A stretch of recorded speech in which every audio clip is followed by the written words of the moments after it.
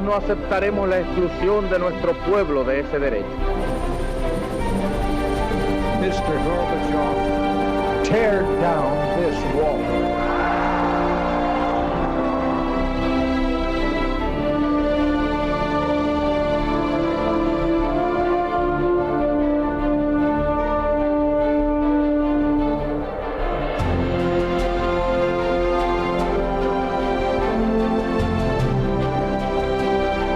Buenas noches, señoras, caballeros, bienvenidos a Tiempos Modernos. En la cultura contemporánea hay una serie de iconos que son realmente difíciles de justificar desde el punto de vista de la realidad histórica.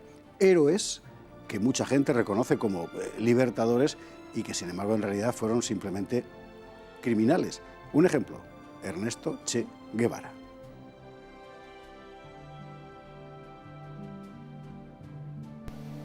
Ernesto Guevara, mejor conocido como el Che, es hoy una figura mitológica de las izquierdas y un ícono destacadísimo de la cultura de masas. Para muchos es un libertador, un idealista y un hombre justo. Sin embargo, hay una verdad muy negra detrás del mito. Sangre, crueldad, torturas, expolios, asesinatos masivos, una verdad de la que se habla muy poco, pero que ha sido abundantemente documentada por los propios compañeros del Che. En sus escritos de juventud confesó Ernesto Guevara, de origen argentino, la brutal radicalidad que le animaba. La Revolución cubana le dio la ocasión de ponerla en práctica. Guevara encabezó la política de justicia revolucionaria rápida, fusilamientos sin juicio, y se forjó una reputación de hombre feroz e implacable. Durante los años de la Revolución, entre 1956 y 1959, aplicó una represión feroz sobre los enemigos e incluso sobre sus mismas filas. Él mismo cuenta ejecuciones por su propia mano y se describe como sediento de sangre. Después, Fidel Castro le puso al frente de la fortaleza de La Cabaña, en La Habana, y le nombró juez supremo de los tribunales revolucionarios. Desde ahí dirigió el Che la represión en nombre del nuevo régimen con una directriz muy clara: no perder el tiempo en convenciones burguesas y aplicar la justicia revolucionaria. Las muertes se contaron por centenares. Él mismo lo dijo nada más que en la ONU, en Nueva York. Fusilamientos, sí, hemos fusilado. Fusilamos y seguiremos fusilando mientras sea necesario. ¿Y a quién fusilaba? A todos los elementos que considerara contrarrevolucionarios. En el mismo movimiento, Guevara inauguraba el sistema de campos de concentración del comunismo cubano. Desde el gobierno de Cuba, estimuló el nacimiento de guerrillas comunistas en diferentes países americanos. Cuando la crisis de los misiles en 1962, fue partidario de lanzar bombas nucleares sobre los Estados Unidos. Después, decepcionado con lo que él consideraba excesivo pacifismo de la Unión Soviética, abandonó Cuba y se trasladó a África, al Congo, para apoyar la insurrección comunista. Era 1965. La experiencia fue un estrepitoso fracaso. Regresó a Cuba en secreto y preparó su siguiente golpe, Bolivia. La campaña boliviana no llegó a durar un año. En octubre de 1967 su columna fue copada por el ejército del país con apoyo de la CIA. Herido en la refriega, Ernesto Che Guevara fue capturado y ejecutado sin juicio el 9 de octubre de 1967. Ese día murió el guerrillero sanguinario y nació la leyenda. Hoy su esfinge adorna camisetas de burgueses. Hoy su efigie adorna camisetas de burgueses, efectivamente. Paul Victoria, muy buenas noches. Buenas noches. Sí. No tienes una camiseta con la efigie del Che. No, Dios me libre de llevar una camiseta del Che. A mí lo que me deja fascinada esta historia es que si todo lo que hizo el Che lo hubiera hecho un hombre bajo el régimen de Pinochet en Chile, ya no digamos de Videla en Argentina, sería evidentemente un criminal de guerra o de paz, buscado y encarcelado, si no ajusticiado. El Che, sin embargo, pasa por ser un auténtico ídolo de la justicia universal. Completamente. Si fuera por sus acciones y por sus mismas palabras, sería juzgado como un terrorista internacional por el Tribunal de La Haya. Me gustaría simplemente citar estas palabras de él que he recopilado, suyas propias. Hay que llevar la guerra hasta donde el enemigo la lleve, a su casa, a sus lugares de diversión. Hay que impedirle tener un minuto de tranquilidad, un minuto de sosiego fuera de sus cuarteles y aún dentro de los mismos, atacarlo a donde quiera que se encuentre. Suena como al terrorismo islámico, más o menos unas palabras parecidas. Yo eso lo puedo entender durante una guerra. Es decir, se trata de acabar con el enemigo. Pero claro, lo portentoso del caso del Che Guevara es que esa era su forma de pensar durante la paz como gobernante. Sí, claro. Así fue cuando ganaron en Cuba y derrocaron al régimen. Fue fusilamiento tras fusilamiento diario, ¿no? Desde antes, ¿no? Él fusilaba por el placer de fusilar. Cuando sus mismos hombres le decían, oiga, pero este hombre no se sabe si es culpable o no, le decía, ante la duda, fusilen. Esas son palabras del Che. De esto hay testimonio prestado por los propios compañeros del Che Guevara en Sierra Maestra. Hay que subrayarlo. Sus propios compañeros lo dicen y le decían, pero por favor, comandante, o sea, si este hombre habrá que hacerle un juicio. No hace falta juicio. Y él mismo sacaba la pistola y ejecutaba. Es un caso muy conocido de un guerrillero campesino al que de repente acusan de pasar información al enemigo. Sus compañeros no lo ven claro, quieren evitar que le maten y el resto Che Guevara le pega un tiro. Se lo pega. Y además, para dar ejemplo, que es lo que quiere que todos hagan. Otra cosa que me fascina del personaje es que todo esto que estamos contando no es una investigación que haya hecho después, yo qué sé, la CIA. No, son los testimonios de la gente que estuvo con él, primero en la guerrilla, después en el gobierno en Cuba, y que contaron todo lo que pasó y cómo era él, aún más, cosas que el propio Ernesto Che Guevara escribía en sus notas, en sus cuadernos y no sé qué. Es decir, realmente no hay misterio, simplemente se oculta. Simplemente se calla la verdad. Él mismo, lo primero que escribe así más sangrientamente es cuando él mata a la primera persona, que es en 1956, en enero. 6 días después le escribe una carta a Hilda Gadea, que era su mujer en esa época, diciéndole que ha matado a la primera persona y que ahora está, que está vivo y con sed de más sangre.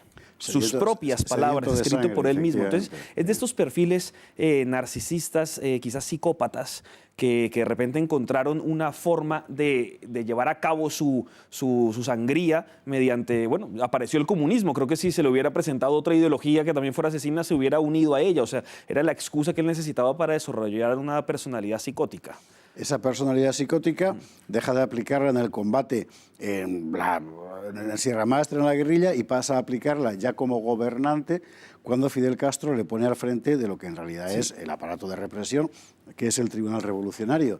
Y allí efectivamente demuestra que sigue siendo lo mismo. Y la comisión depuradora. Exactamente. Entonces se basa en que ya se decide que hay unos fusilamientos al día siguiente y esa noche se les hace juicios, pero ¿para qué si ya está dictaminado el fusilamiento, ¿no? O sea, ya se sabía que los iban a matar. Además, el mismo Che Guevara dice que le dice a los jueces que lo que diga el acusador es la verdad, que no hay que cuestionarlo y que tiene que ser un sistema rápido, eficiente, ¿no? O sea, era un asesinato en masa, ¿no? Y esto, una vez más, ha sido contado por los propios que actuaron como jueces como jurados más bien en aquellos procesos. Es decir, una vez más, no hay ningún misterio, pero es otro elemento que queda ocultado, silenciado sistemáticamente. Parece que había que sacar una figura mítica para poder de alguna manera defender que el comunismo tenía algo de bueno, y entonces se elevaron una leyenda, alguien que solo puede ser un criminal de guerra y un criminal de no guerra, o sea, en ambos casos. Dentro de los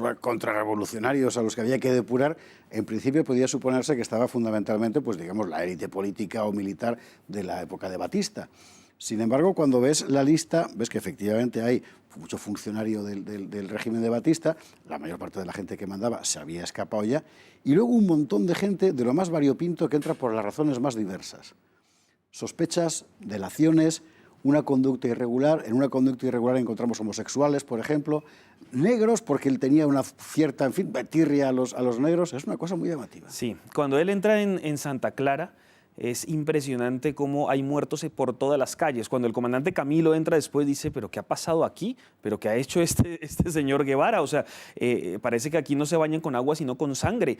Y es porque él, ante la menor duda, la menor sospecha, decía, bueno, ¿quiénes aquí son los malos? ¿O quiénes están vestidos de tal manera? Y los mandaba a fusilar directamente.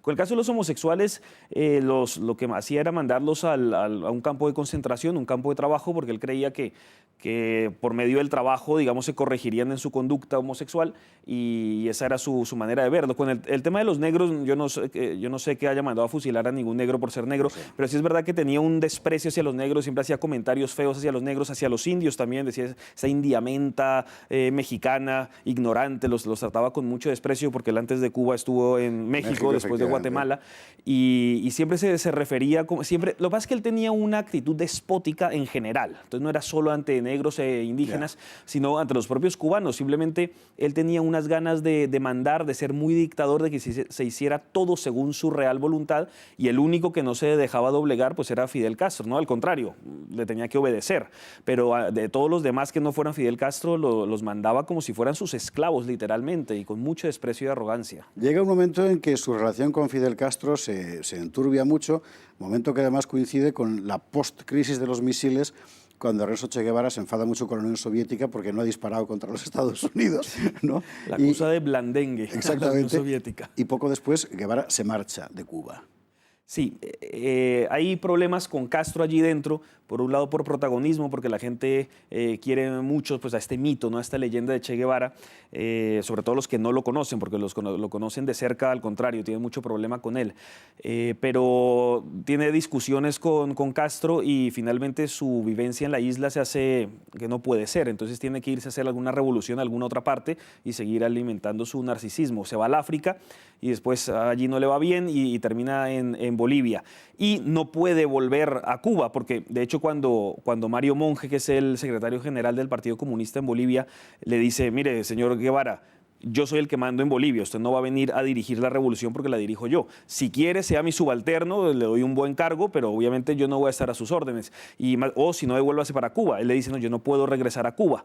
Y efectivamente, cuando ya pierden y son derrotados en Bolivia, pues están desamparados por el propio Cuba, y Fidel Castro, pudiéndolo salvar, no lo hace porque es que se lo tienen que quitar de encima. Che Guevara es un problema para el régimen porque además es incontrolable, o sea, es un sanguinario que no se rige por normas y que siempre está buscando un liderazgo, incluso donde no se lo pueden dar, él intenta imponérselo. En Cuba, durante esos años, también intentó arrebatarle el liderazgo a otros y a la fuerza, ¿no? E incluso hubo alguno que lo retó a duelo, Jesús Carreras, comandante, le dijo, oiga, si quieren nos vamos a duelo, y ahí sí él no era capaz de enfrentarse como un hombre, entonces lo que hizo fue a las espaldas conspirar con Castro para que lo mandaran a fusilar por supuesta traición, pero era solo para quitárselo encima para él seguir ganando poder y poder. O sea, un personaje... Medio minuto nos queda. En realidad, una última reflexión sobre la transformación en icono.